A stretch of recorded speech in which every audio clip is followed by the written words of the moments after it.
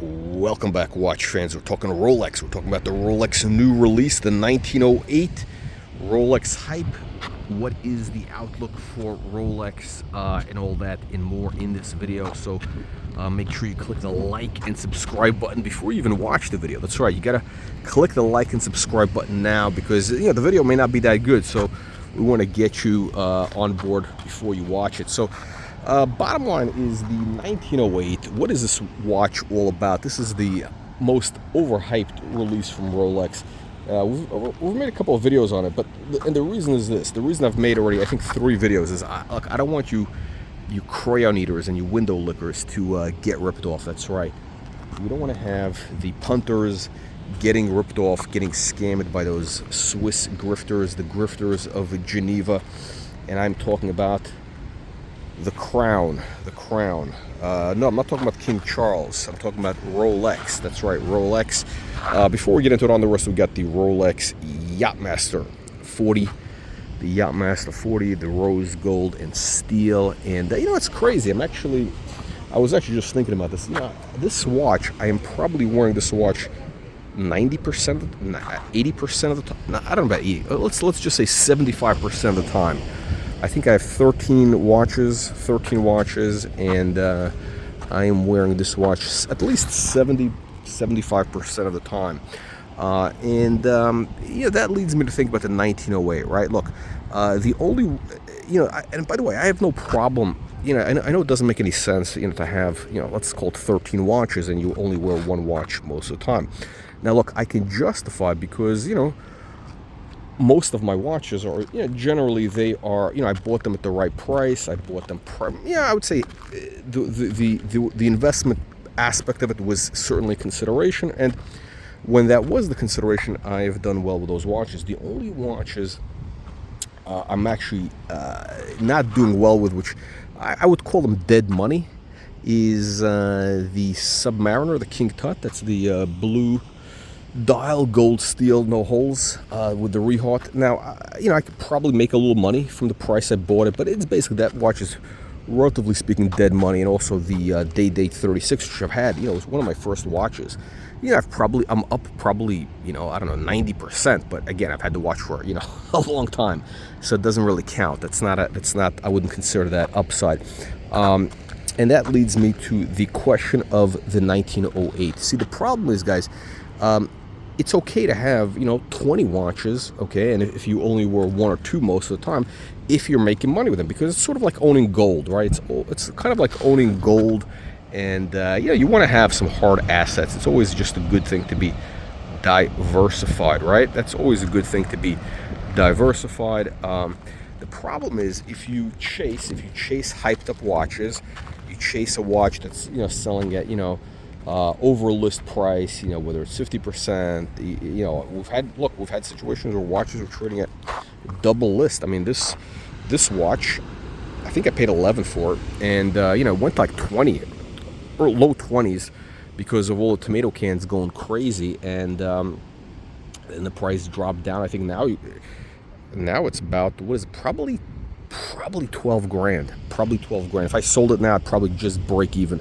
But I've had 4 years of really good use out of it, and I actually think the watch is going to do okay from here on out. I don't think it's going to be a major winner, but look, it's okay. It's not. This is kind of the more. This is a practical use watch, right? And the practical use watch does not need to increase value. The practical use watch, the watch that's kind of like your daily beater, is a watch that should maintain value. Now, the problem is with the 1908 is that the reason why Rolex released this watch is because they're greedy, right? They're very greedy, and they think that they can beat Patek Philippe and Audemars Piguet. Or actually, Patek Philippe, I think, that's who their target is. And they're putting out this dress watch. I mean, Rolex has always been losing in the dress watch category, right? They've never had any success in the dress watch category for at least 80 years, or I don't know, who knows how long. It's been quite a long time since Rolex has had any success in the dress watch category. And they really do believe, they're very stubborn, they really do believe that they have, they get the answer to all of life's problems, and that is their dress watch, their Cellini 1908, whatever they want to call their tomato can watch. Here's the reality. So they put out this watch. It's $30,000. It's unbelievable. $30,000 for this platinum piece of shit. The dial is okay, I guess. I guess the dial is okay. This guilloche dial, ice blue. I think it's a little bit contrived, but it's interesting. The hands on the watch are they're I don't know, they're I could probably get used to them after a while. They're not great. They're not anything really to write home about. There's a display case back, which is okay. Everybody has that. The rotor is nothing to write home about. It's a very basic rotor, the gold rotor. I mean, nothing impressive.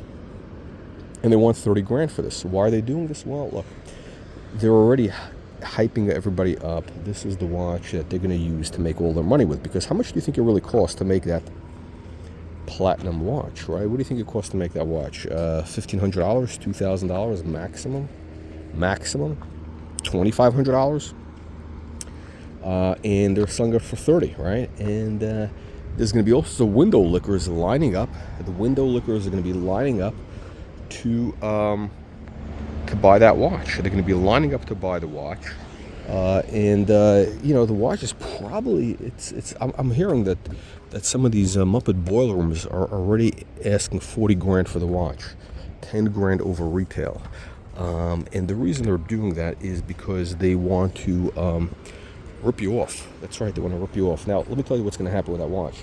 That watch will be selling for $21,000 by December of this year. That's right. In the next 6-9 months, it's going to drop in price by huge amount. It's going to be selling at a discount, and you're going to lose big money if you buy that watch today, even at list price.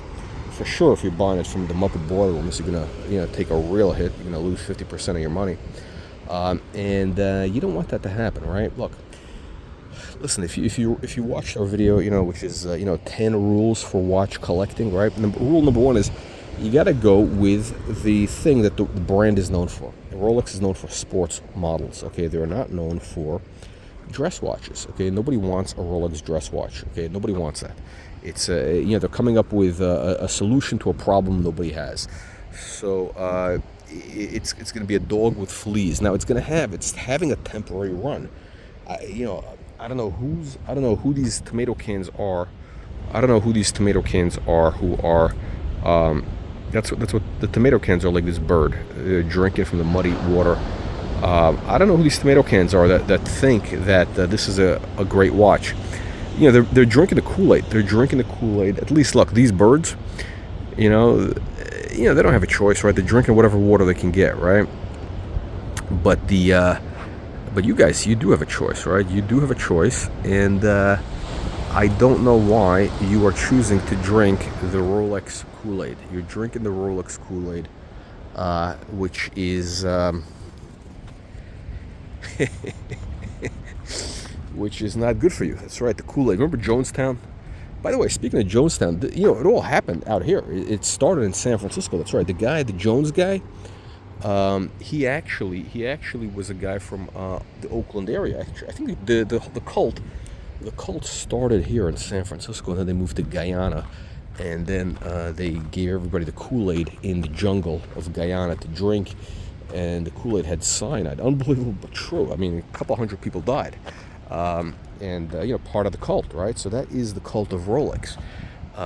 They want to get you hooked on the Rolex Kool-Aid.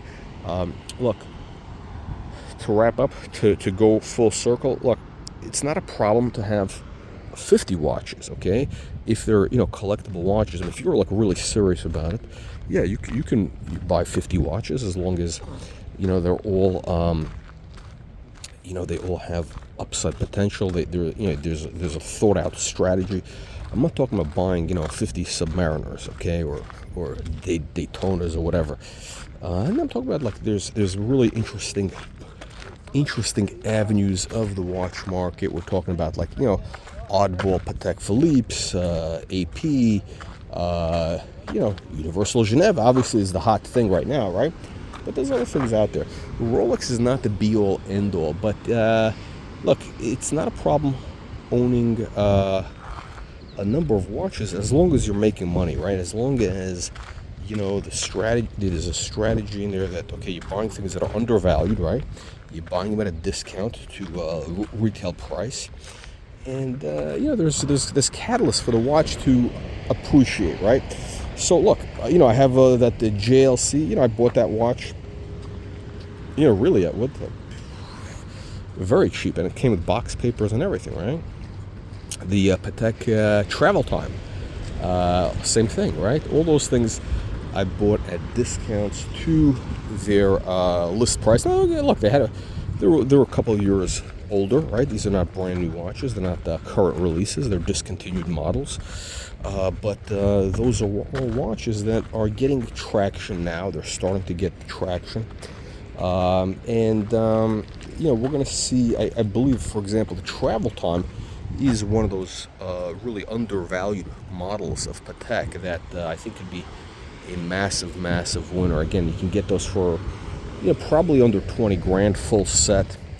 And if you're going to get one, you want to get one with the yellow gold, maybe white gold, with those the kind of the modern Helvetica numerals, not the Breguet numerals, because that gives it the modern look. So bottom line is avoid the 1908 Cellini, like the